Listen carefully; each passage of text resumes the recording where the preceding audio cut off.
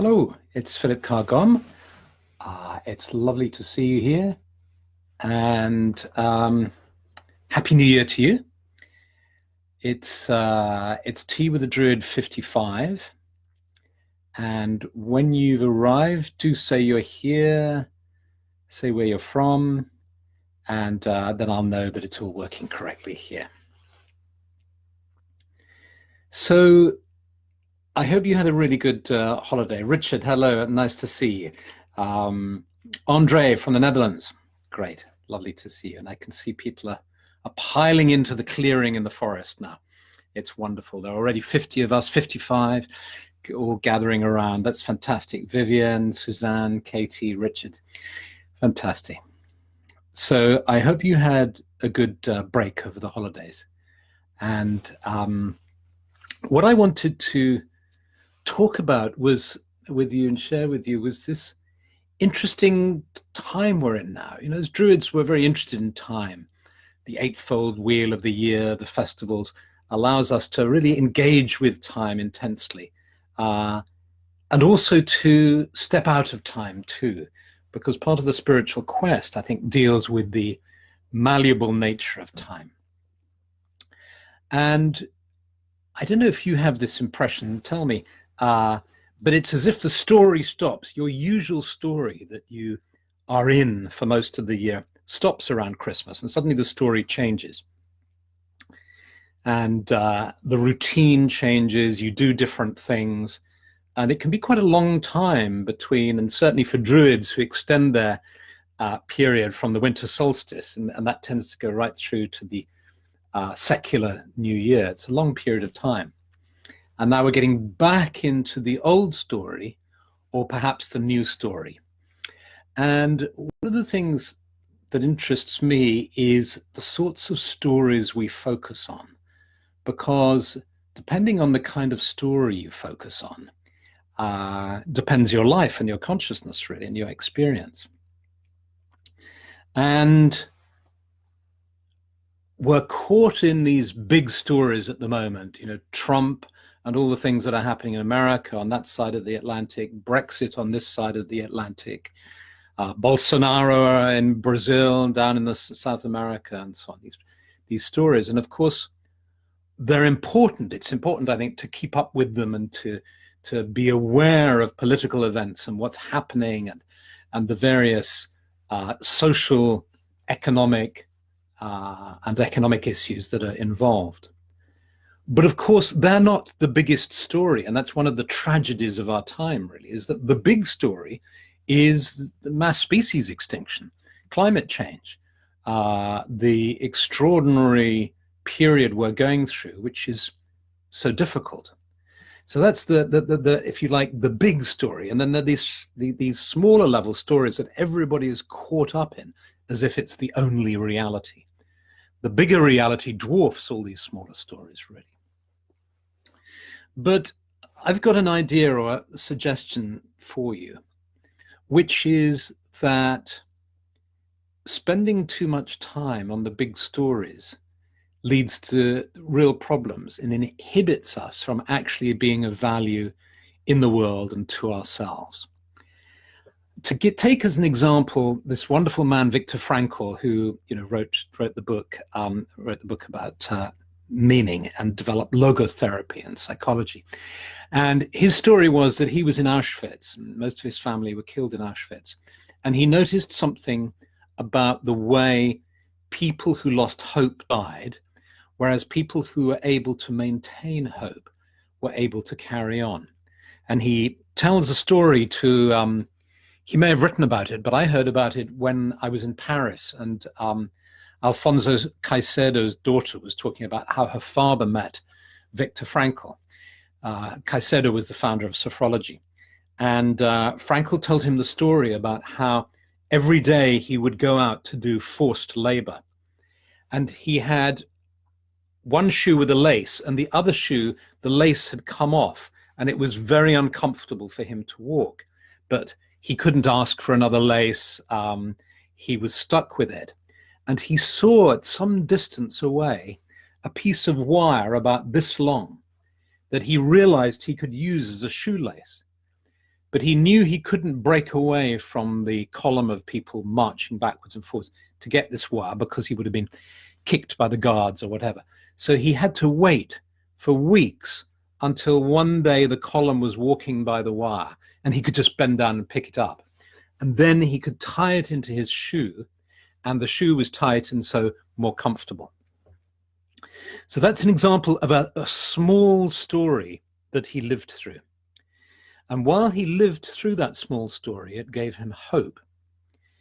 If he was focused on the big picture, well, what's the big picture when you're in Auschwitz? Well, that it's hell. And so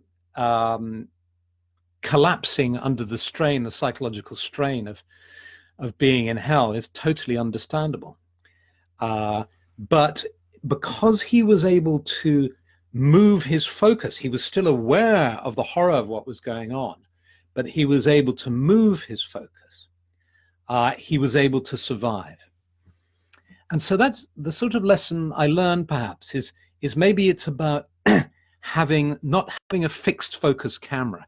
You know, the way we can maybe think that the only reality is portrayed on the news. You know, every night at 10 o'clock in the evening, we'll watch the news and it is telling us the way things are. And so our focus is fixed. Or, for example, we're in a terribly difficult family situation or relationship situation. Our focus is fixed on that. But of course, we know that actually there are many different levels of stories. And in fact, even if you go to what I was suggesting was the really big picture, which is species extinction. For those of us who follow a spiritual way, I'd suggest that most of us probably believe that there's an even bigger picture beyond that, which is that this physical reality is grounded and has its source in the non-physical level of reality.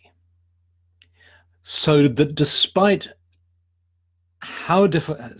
the difficulty we seem to be in, and without being in denial about all the environmental challenges we face, somehow we are able to root ourselves in a belief, a trust that life is fundamentally good, that consciousness, that deity, that spirit is the fundamental prime reality, and that worlds come and go. This world is going to come and go. We know that the sun will eat it all up at some stage. So we always knew this story would end anyway. It's just a question of what the time span is. But the spiritual worldview tells us that there is a bigger picture, another story, a deeper reality. And so, I mean, tell me if you find this helpful. I find it helpful because I worry, as I guess we all do, about the state of the world. I worry about the climate change and species extinction, and I worry about the political and social conditions and the warfare and refugees and all these things. But as well, I go to the small story in my own life, the small stories of love and beauty and connection and meaning. And I also go to what I believe is the biggest story of them all, which is the reality of the spiritual world. And that, I suppose, is how I keep sane, or at least stop feeling depressed. So let me know what you think of that. Let me know. I'd be really interested to hear your comments. And because this recording stays up a long time, you don't have to write right away. It's lovely. I'm just looking down the comments now. Suzanne saying we have to pay attention to the bigger picture. Right, and Ellie is joining us from, I believe, St. Lucia, which is great, where she's getting married, I think. Congratulations, if I've got it right, Ellie. So here's this suggestion, really, is that you've got the everyday stories that surround us in our human connections, in our gardens and with our animals, with life around us. Then there are the kind of middle range stories of the political ones and so on, social issues that we may or may not get involved in and help to be a force for the good in. Then there's this big story that the politicians, or some politicians, try to deny. And then finally, the perhaps what you might call the ultimate story. So let's Melissa from Brazil, this is exactly what I try to do, to connect from things that bring me down, like politics. Because of course in Brazil, it's a difficult, you're living through a difficult moment at the moment with the election of Bolsonaro. And then, does this play into the faith and placebo effect, asks Dean. Well, you see, the interesting thing about the placebo effect is that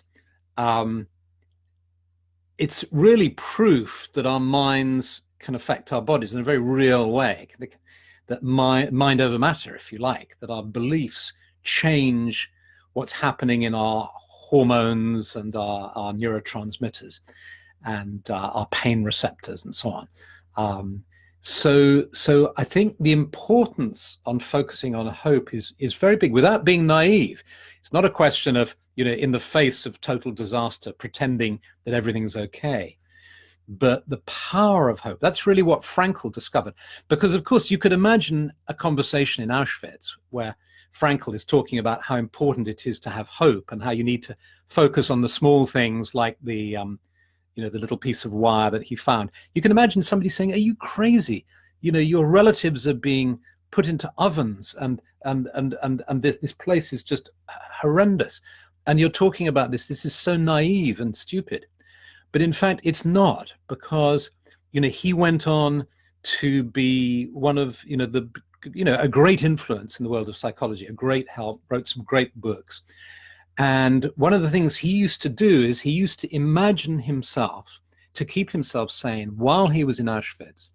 He would imagine he was standing up in front of the APA, the American Psychological Association, giving a speech about his theory about hope and the power of hope, and his observations in the camp of how hope could literally, physically keep people alive. And one day he found himself doing exactly that. So this is why I love sophrology, for instance, is because when Caicedo heard these stories, and when he started working in psychiatry in Spain in the 1960s, he discovered that if he was able to get people to travel forward in time and think hopefully about the future, this had such a positive effect on them.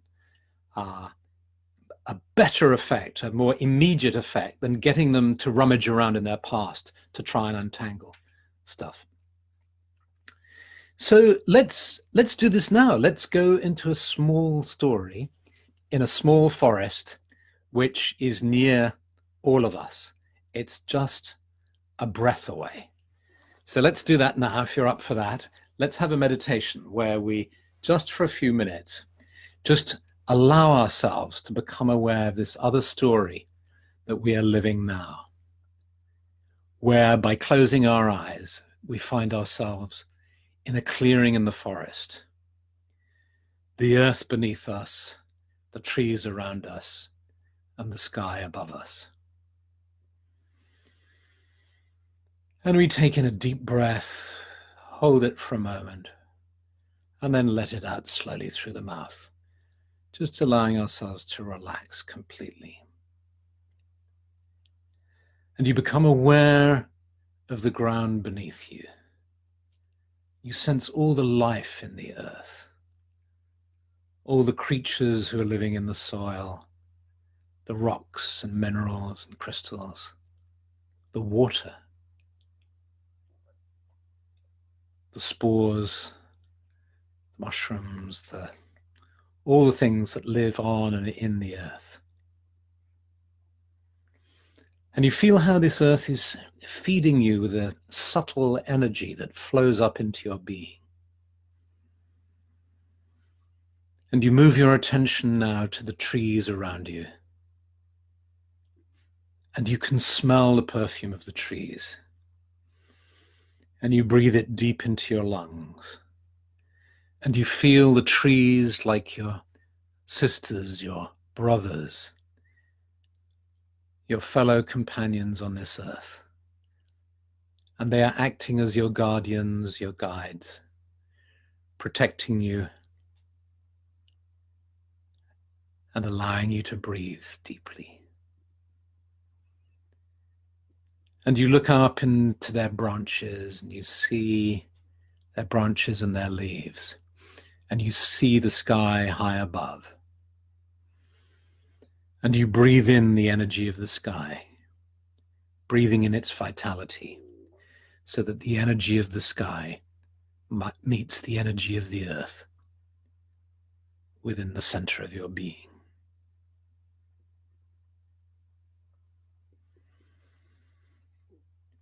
And feeling at peace, sitting in this grove, you become aware of the story of this place.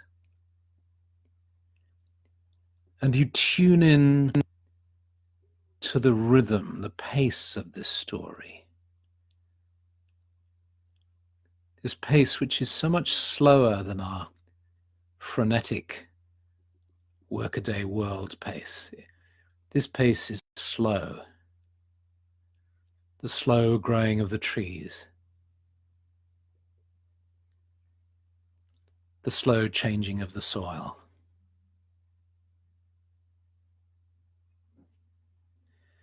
And you know that despite the slowness of this story, so much is happening.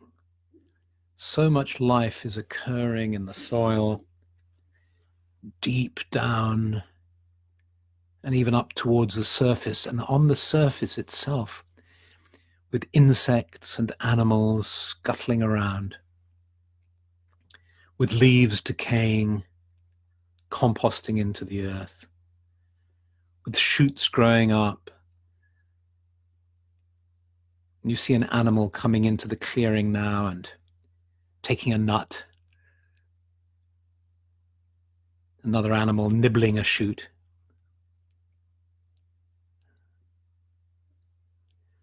So there's plenty of life going on. There's a richness of life.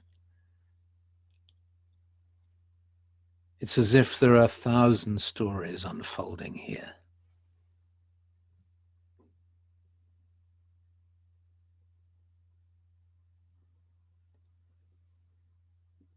And you place one or both of your palms on the earth. And this might help you to connect with the rhythm of this story, with the pace of this story. You feel how placing your palm or palms on the ground helps you to slow down, helps you to tune in, helps you to sense the story of this place.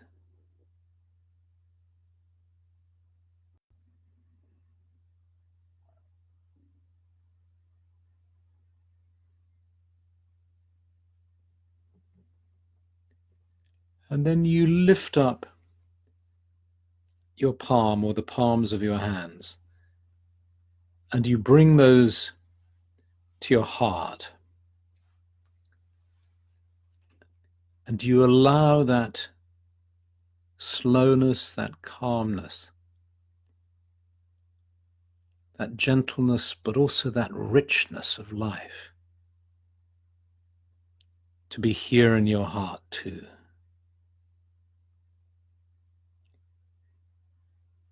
May the story of my heart, of your heart, of all our hearts unfold beautifully at just the right pace in its own time, like a flower slowly and gently blossoming in the spring.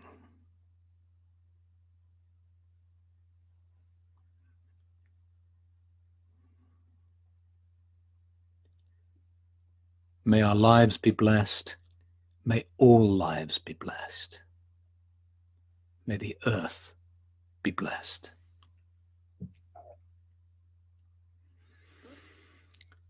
And you take in a breath, hold it for a moment, let that breath out, and slowly allow your awareness of the sacred grove to fade as you become aware of being fully present in your body, fully present here and now, seated in front of your computer or your TV or your phone or tablet, knowing you can return at any time to this clearing in the forest.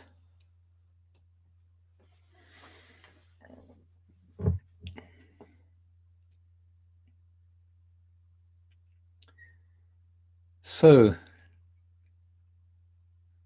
that was lovely to share that time with you and to slow down. And I hope you enjoyed it.